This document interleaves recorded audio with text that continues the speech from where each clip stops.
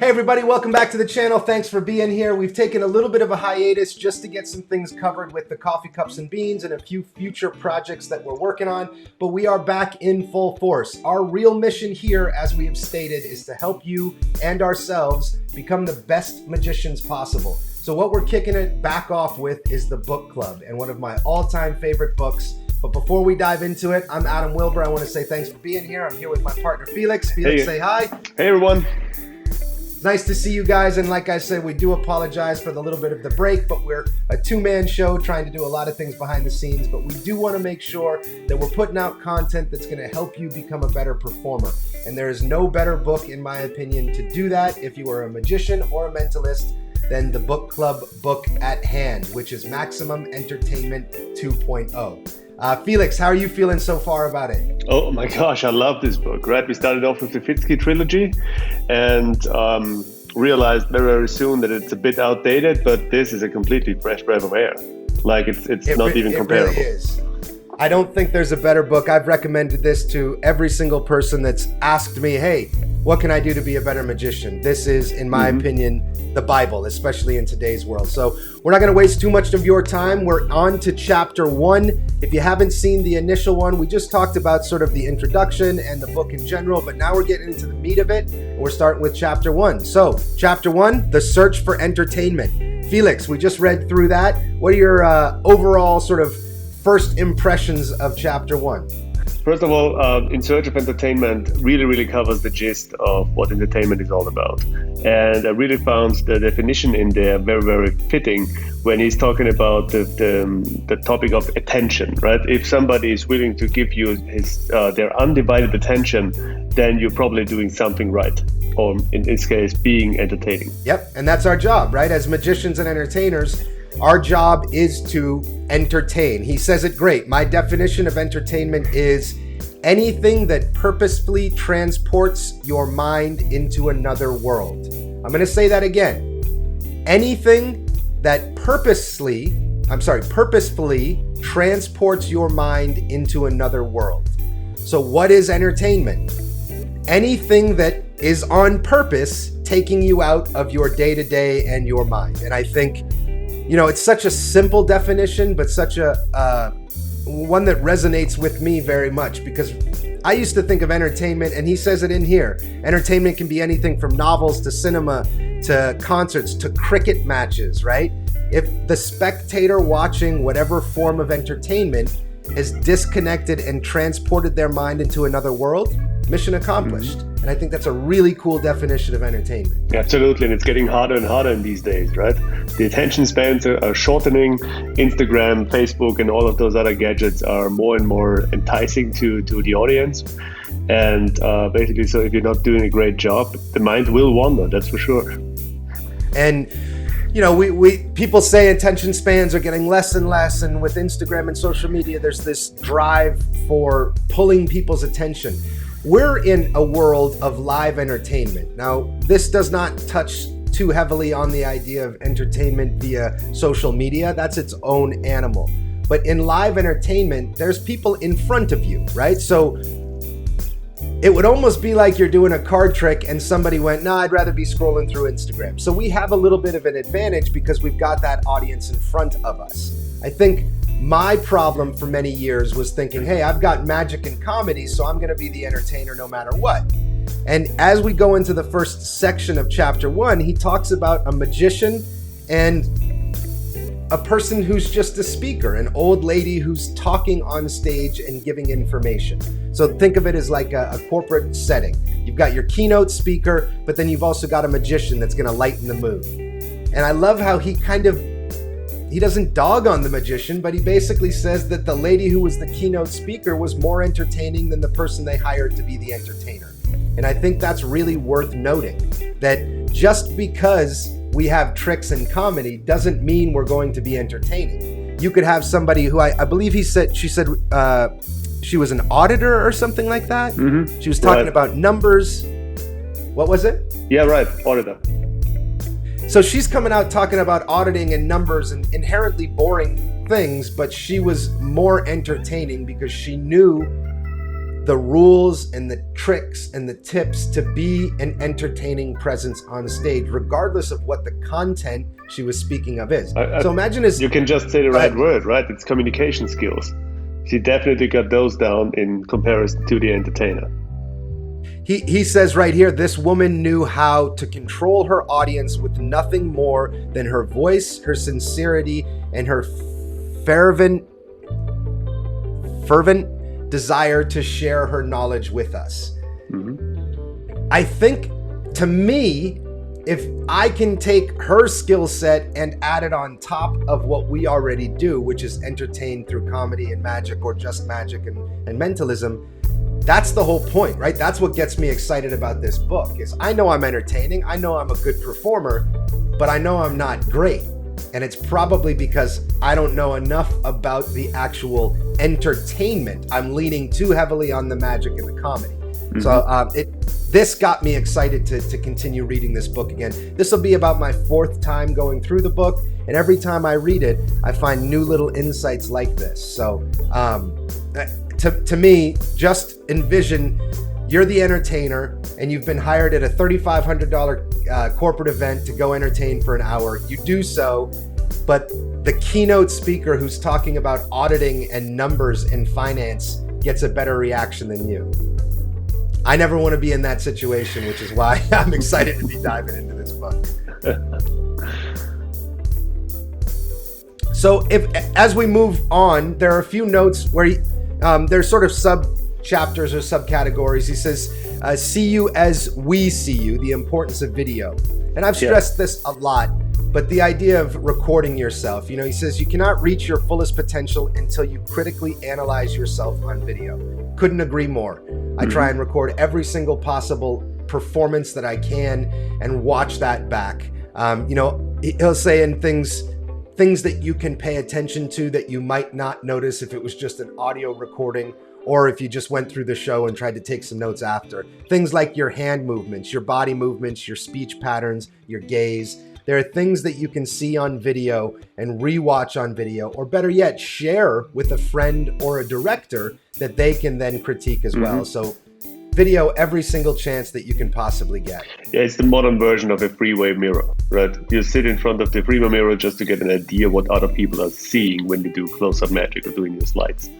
And the video has so many benefits on that, because you can slow it down, you can replay it over and over again, and just so take different perspectives. And I think this is the most crucial thing in there, right? Being able to get another perspective, the perspective of a spectator, the perspective of a fellow magician, a perspective of a teammate, or whatever. And we touched on this already in a video. I think it was in January or something. So how to watch or rewatch those videos and critique yourself. And just to bring those points up one more time, we nailed it down to 3 basic steps. We said, just listen to the audio. Don't watch the video. Just focus 100% on how you're sounding and how you're bringing the message across. Then basically mute the video and just watch your body language, watch your presence, watch how you're standing, and all of that. And then basically transcribe the video itself. So you're removing audio and visual and are just focusing on the words on your page, and you will see how I don't know the right word for it, but filler words. There's and filler words. Yeah, yep. And you get a good understanding of how you're pacing and how you're bridging all those moments when you have to think what you're going to say next. Yeah, absolutely. Yep. Moving on to the next section, he's talking about finding a mentor or a trusted friend. Again, in a lot of other videos, we have talked about the importance of that. Having somebody that understands magic, that can tell you when you flashed and things of that nature, that isn't watching it from a layman's point of view. Make sure it's a trusted friend that is really there to better you, and then as opposed to pick you down. You'll know, if somebody's giving you advice that doesn't seem right, it may be because they're seeing it through their lens. So it's a big thing. If you can find somebody that you trust to give you the advice you need to better your show, as opposed to give you the advice that makes them feel better. So, it's not an easy thing, but most of us have a friend that we can go to. And it is important. It is important to get that feedback as well. Yeah, and it really helps if this person is equally or even on a higher skill level than you are.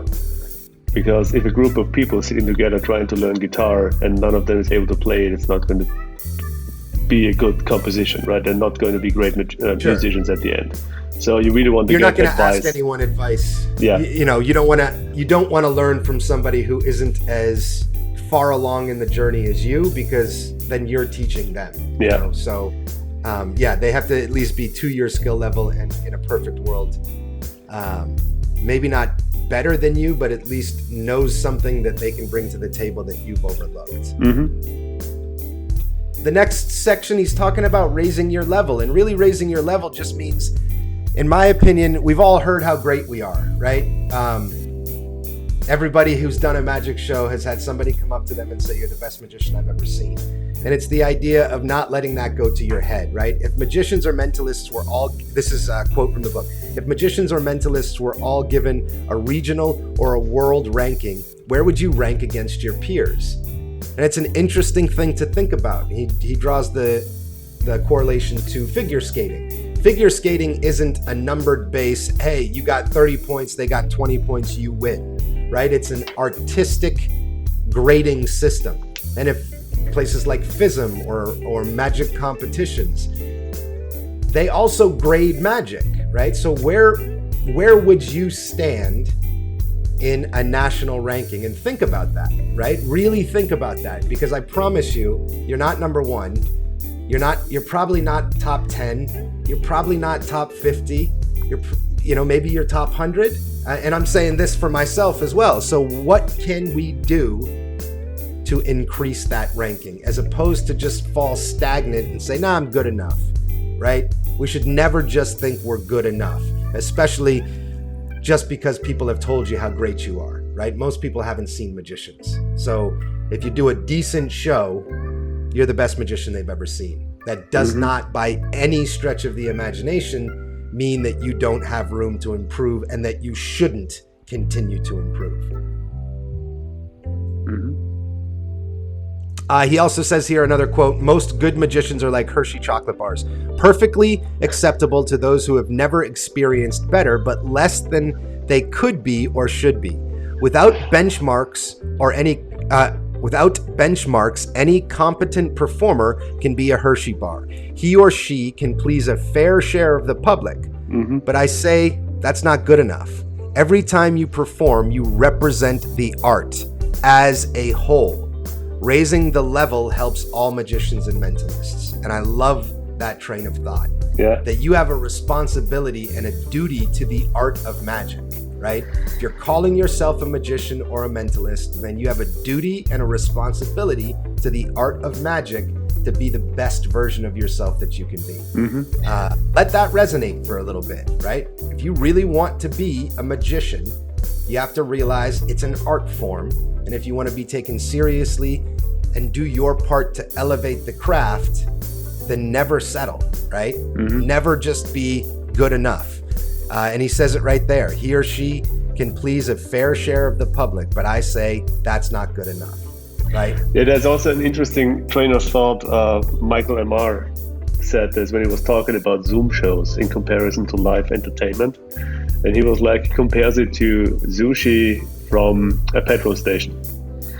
So you can pick it up and it's sushi, right? But mediocrity kills the demand for more. And he's like, the more and more you get sushi from a petrol station, you get the thought, maybe I don't like sushi that much, right? But when you go to a very, very good restaurant and experience it over one more time, you remember how good it was and you want more again. Yeah, absolutely. Yep. Yeah. And also this, wait a second. Just a second. While you're looking, he says no performer. Oh, sorry. Go ahead. No. I was just trying to segue because he's jumping in this chapter to the topic of competition, and so he's jumping to the topic of competition, and you should compare yourself to yourself and not to others. Right. Just to touch on, it's not good enough. to the idea of, well, I'm not going to ever make everyone in the audience happy. He has a quote here where he says, no performer wins the heart of 100% of the audience 100% of the time, but why not try, right? Yeah. And I think it's a cop-out to be able to say, well, I'm not going to make everyone happy, so I'm going to try my best to make most people happy. I think that's a cop-out way for me, and again, everything I speak here is from personal experience. But I think for me, it's a cop-out way of saying, it's good enough. Half the audience liked me. 60% of the audience liked me. Why not try for the 100, right? And again, to follow back what you said, who are we comparing ourselves to? Well, I don't want to compare myself to Darren Brown because that's a big mountain that I would have to climb to be able to be a performer like that. So compare yourself to yourself. And I think that resonates across life in general, right? Especially in today's world, it's so easy to see the A+ filtered version of somebody's life. If you're comparing yourself to that, that's not helping you at all.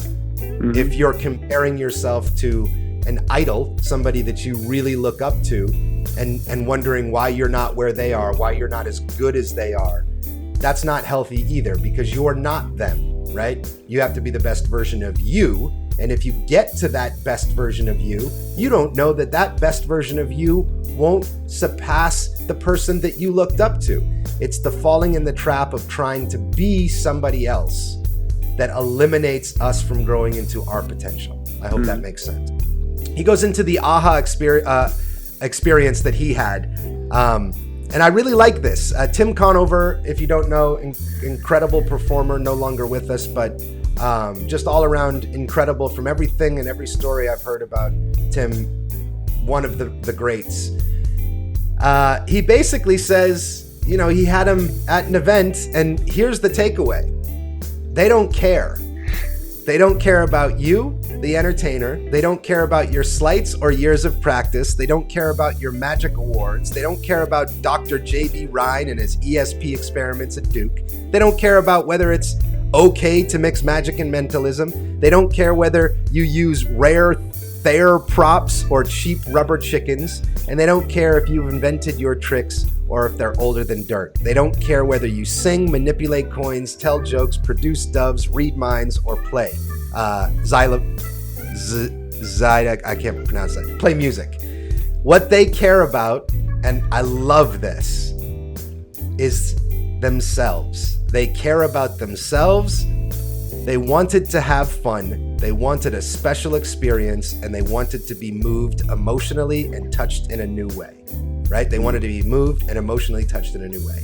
They don't care at all about you. They don't care about anything you have to offer except how you make them feel, right? They've shown up to have a good time, to be entertained, to be moved, to be touched. If you come out and the first 15 minutes of your show is talking about the magic awards you've done or showing off the slights that you've done, and it's all me, look at all this, look at how good I am. Who gives a shit? They don't. They're not there to learn about how good you are. Now, having an opener, right? Having somebody introduce you as Adam-Wilber, award-winning, blah, blah, blah. That's not what I'm talking about. That just sets the scene for people's excitement, right? But that's it. That's that 6-second introduction. After that, just live up to whatever the introduction is and make them feel a certain way. Entertain them, because that's all they care about. And I love that. I reread that 2 or 3 times over because I think it's one of the most important things to remember, not only as an entertainer, but reality is in life in general, even in your business. If you're trying to get more bookings, they don't care about you. They have a need that you are filling. That's it, right? One of my favorite quotes is, you'll stop caring what people think about you when you realize how little, you'll stop caring what people think about you when you realize how little they do. And not how little they think of you, but how little they actually, you're very... But you know what these people are thinking about, right? Themselves. Yeah. That's all anyone has time to think about, right? Yeah. We all have our own pile of shit sandwiches and worries and troubles and concerns and bills. unless there's a problem that you can solve for me, I'm not really going to be thinking about you. Now, if you're a loved one or a son or a daughter or a best friend or something, sure, then there's empathy and compassion there. But look, if you're a magician, you're not on that level with these people, right? You're the entertainer. You're there to solve a need, which is either entertain me or entertain the group of people I hired you to entertain. So I really resonate with this idea that they don't care about anything except how you make them feel. Right? Mm-hmm. So if I'm going to be talking about J.B. Ryan and his ESP experiments, dude, why am I talking about that? Is that making them feel anything? But a good testament is, the tricks you do in your show, are they examinable by magicians? Right. Yeah. Nobody gives a shit. If you think what you can do with 2 rubber bands or a crisscross force, you can bring the house down with it, and it's basically not complicated. He says, that's it. He is the magic, not his props and not his effects, right? And I think if we realize no one cares about us, then we have to bring the magic, right? It's not Adam-Wilber did X, Y, and Z, he fooled Penn and Teller. It's, hey, this guy did a bunch of stuff, but here, watch. Mm-hmm. He's gonna be the magic. And then that facilitation of the magic being into something that they care about, that they feel, or that leaves them with something. Instead of, I get it, this guy's good, right? Yeah, I think this is for magicians or basically hobbyists or whatever, everybody who is in magic, it's a bit of trying to heal your own disappointment when you see how some tricks are done. Because if you know the secret to some tricks, they're mundane, not really too exciting, and then we tend to degrade the impact of the trick because we know how it's done, but the spectators don't. For those people, it's a miracle, even though from our perspective it looks different. Yeah. And then what do you do with that, right? Yeah. Because just fooling them, again, we're not there to just fool people. We're there to entertain them, and fooling somebody is not entertaining, mm-hmm. right? It's not entertaining to be fooled. It's entertaining to be entertained. Magic is entertaining when the fooling turns into not teaching, but showing, right? Showing them something about themselves, about life, about something, right? I made a post a little while back that says your magic can be about love, it can be about hate, it can be about you, it can be about a fictional character. Just make it about something, mm-hmm. right? Instead of just, here's this, you don't know how it works. To end this section, he says, too many magical performers make the big mistake that we think people do actually care about the stuff I listed above. They don't, and they won't, until they can relax because they know you're taking them on a first-class journey to our world, the world of entertainment. It's up to us to give them the ability to be entertained, right? We have to lay the groundwork for them to feel comfortable enough to come along this journey. And the exciting part of this book is that that's what this book is all about. Mm-hmm. It's getting through all of the nonsense so we can get to the meat of allowing them to be comfortable enough to come on this journey. And then we get to paint the journey, right? What journey do we want to bring them on? Well, we can't bring them there unless we kind of get the rules of the road first. And that's what this book, to me, has always been. Here are the rules, follow most of them, and you're going to be in a right position to then guide this audience to wherever you want to take them. What a cool thing that is, right? What a fucking cool ability that is for us to do. To be able to take a group of adults, and if you're a kids performer, whatever, but a group of intelligent people on a journey wherever we want to go, that's awesome, you know, and the first handful of times you get that and you see that it worked, it's one of the most addicting things. I think that's where true excellent performers come from. They get addicted to this idea that we can control the audience's emotions and their thoughts for 45 minutes, for 60 minutes. It's a really, really magical thing that we can't, excuse the pun, that we can't get to without the road, the building blocks to get there. So that's why I genuinely think that this book is a must for anyone who calls themselves a professional performer. The last couple subcategories of this are things that we've already talked on. Things like your competitors. Look, your competitors aren't your competitors, right? You play against your own potential. You may have a guy or a girl that's undercutting you in your local area. You charge $1,500, they're charging $700, and they're a terrible show. What are you ever going to do about that, right? You can get upset about it, know that you're a better performer. You may have a performer that's booking $3,500 shows, and you want to get to their level. None of that matters until you've perfected yourself. So he really stresses this idea of compete against yourself and nobody else. It's a great piece of advice, not only in performing, but in life in general. Then the dangers of success, he also talks about, look, people are going to tell you you're great. I'm not as good as I can be, right? Having that mantra always in your mind. I'm not as good as I can be. I'm not as good as I can be. I mean, even Nikola Tesla, before he died, still didn't think he was up to half the potential that he had. One of the most inventive and innovative humans ever to walk the earth. I can bet you most of the top performers out there still doing it today still know. David Copperfield still practices, right? There's a reason for that, because he knows he's not as good as he could be. And there's a drive and a passion to continue becoming the best that you can be. The best performers, the best entertainers, the best musicians, they always strive for, hey, I'm good, but I know I can be better. What can I do? They're always learning how to be better. And I think that's a really important emphasis. And then the last little thing here is the personal highlight. He talks about Al Flosso and the Miser's Dream. And read through this. He also talks about some great performers of today's age, Derek Delgadio, Colin McLeod. There's a whole bunch of them on here. But one thing that resonated with me was he's living this experience of Al Flosso performing the Miser's Dream. And he says, no, the bigger memory, it wasn't the memory of Al pulling things out of this kid's ears and stuff. The bigger memory is of my mother laughing so hard she could barely breathe, laughing and wiping away tears. I have never seen her in that state, not before, not after. A magician was making her laugh like that. You know, I'm guilty in my own life and performing career of this idea of like, I'm not curing cancer. We're not brain surgeons. You know, we're not teachers.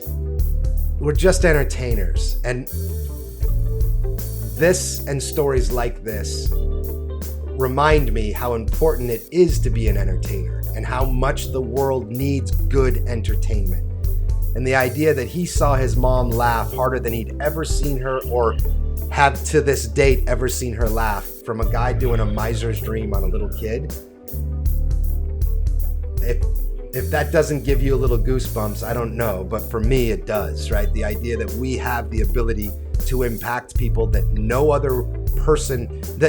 other performing art can is like, it whets my appetite to be the best version of myself. So, you know, all in all, it's a great opening chapter. I love it. It's sort of an exciting buildup of, all right, where are we going? What's the nuts and bolts of it? And as we continue moving on, that's what we're going to start learning, the nuts and bolts of how do we get that audience comfortable enough that they go, yep, I'm in the hands of a professional. Where are you going to take me? Let's go on this journey. So I'm excited to keep diving in. Felix, do you have any closing thoughts on chapter 1? No, I think you summed it up very, very nicely. Awesome. So next time is going to be the hierarchy of mystery entertainment. That's in chapter 2. So we're going to be doing book clubs with this book. I'm not sure how much videos we're going to be putting on YouTube. We got a lot of moving parts going on at Volpine, but we are going to stick to a book club once a week. So chapter 2 will be next week. Thanks for taking some time. If you ever want to reach us directly, you can just go to volpinecreations.com. You'll see a little bubble in there. You can send us messages there. You can even call us directly from there. So we'd love to hear from you. We are here to help. Our mission, quite simply, is not to sell magic tricks, but to help create magicians. So we're here to help. We're learning just as much as you are. Thanks for being here. I'm Adam-Wilber. I'm Felix. And we'll see you on the next one. Thanks, guys.